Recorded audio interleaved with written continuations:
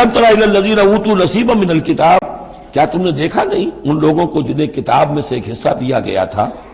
یؤمنون بالجبت والطاغوت ویقولون للذین کفروا ہؤلاء اہدی من الذین آمنوا سبیلا، وہ ایمان لاتے ہیں بتوں پر اور شیطان پر، طاغوت پر، اور کہتے ہیں ان لوگوں کے سے کہ جنہوں نے کفر کیا یعنی مشرکین، ہؤلاء اہدی من الذین آمنوا، ان اہل ایمان سے تو یہ زیادہ ہدایت پر ہے، اہدی سبیلا، یہ لوگ زیادہ راستے پر برحق ہیں۔ یہ ہوتا ہے زدہ زدہ میں۔ اب ظاہر بات ہے مجھے معلوم تھا کہ محمد اور ان کے ساتھی صلی اللہ علیہ وسلم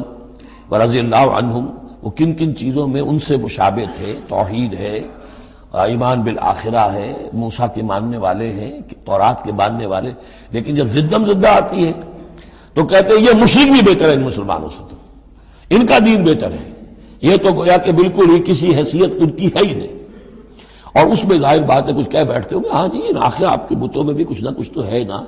لیکن یہ کہ یہ مسلمانوں کے پاس تو کچھ بھی نہیں، یہ تو سرے سے خالی۔ یؤمنون بالجبت والطاغوت ویقولون للذین کفروا ہؤلاء اہدی من الذین آمنوا سبیلا۔